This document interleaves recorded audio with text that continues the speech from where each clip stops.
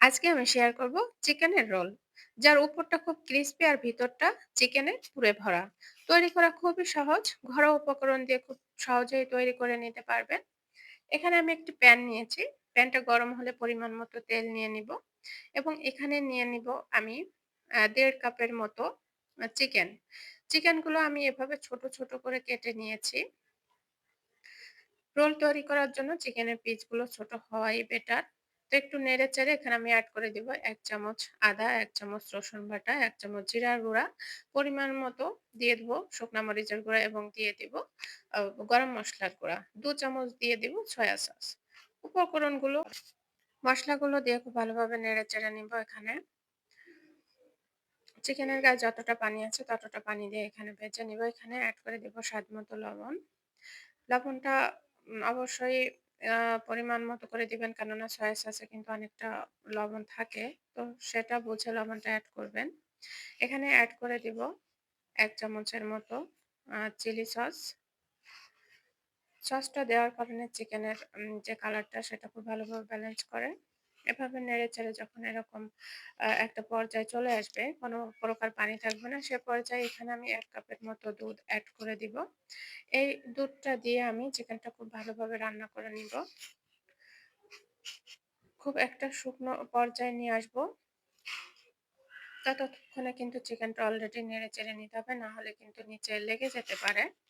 তো এভাবে নেড়েচেড়ে নিব। যখন এরকম একটা শুকনা ভাব চলে আসবে তখন এখানে ২ চামচের মতো কর্নফ্লাওয়ার দিয়ে দিব। এখানে কর্নফ্লাওয়ারটা দিয়েছি যাতে চিকেনের যে পুরটা, অর্থাৎ রোলের যে পুরটা সেটা যেন খুব একটা বাইন্ডিং এ থাকে। তো অলরেডি কিন্তু দেখতেই পাচ্ছেন যে কর্নফ্লাওয়ারটা দেওয়ার কারণে কিন্তু চিকেনের আম টা অনেক বাইন্ডিং এ চলে আসছে। তখন এক্ষেত্রে এখানে আমি দিয়ে দিব ১ কাপের মতো পেঁয়াজ কুচি।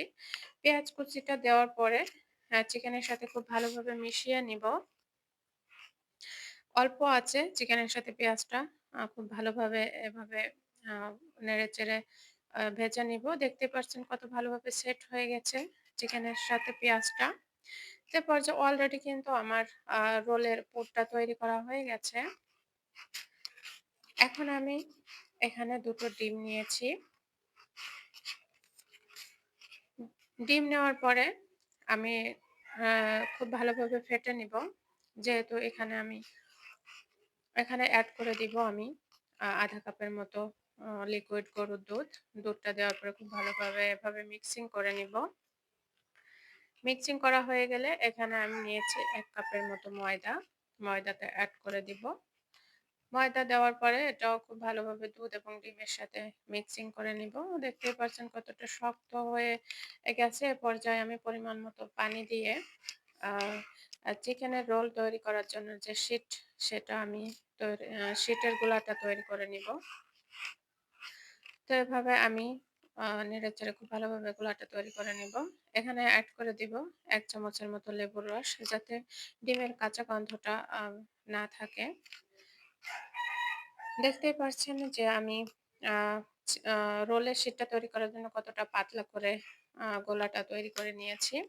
তো অলরেডি কিন্তু আমার গোলাটা হয়ে গেছে। এ পর্যায়ে এখানে আমি একটা প্যান নিয়েছি। প্যানটা গরম হলে এভাবে গোলাটা দিয়ে আমি আ রোলের শিট গুলা তৈরি করে নিব।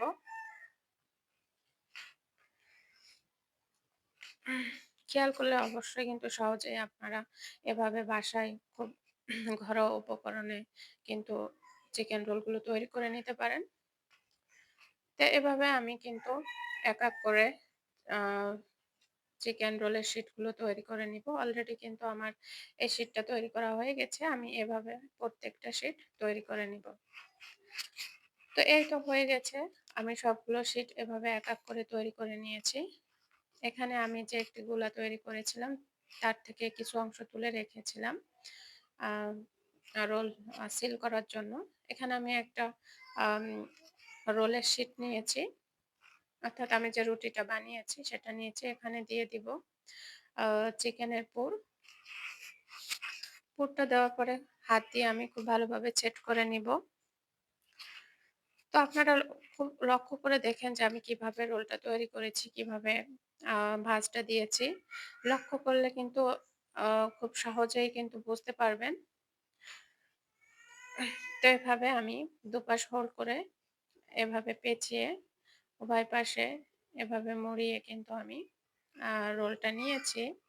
এখন এই ছাইটা আমি সিল করার জন্য যে ডোটা তৈরি করেছিলাম এখানে একটু আমি মেখে নিব আঠাটা। দেওয়ার পরে এটা আমি এভাবে মিশিয়ে নিব। তো অলরেডি কিন্তু মিশে গেছে। এভাবে সিল করে দিলে কিন্তু তেলে দিলে আর খুলবে না। তো এভাবে কিন্তু আমি সিল করে নিয়েছি প্রত্যেকটা। তো এভাবে কিন্তু আমি তৈরি করে নিয়েছি প্রত্যেকটা চিকেনের রোল।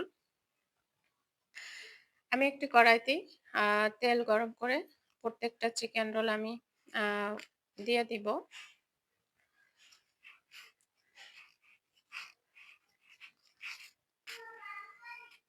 তেলটা কিন্তু হাইটে গরম করে এখানে রোলটা দিয়ে দিতে হবে। কেননা যে আমাদের চিকেন এবং আ রোলের শিটটা কিন্তু অলরেডি সিদ্ধ করাই।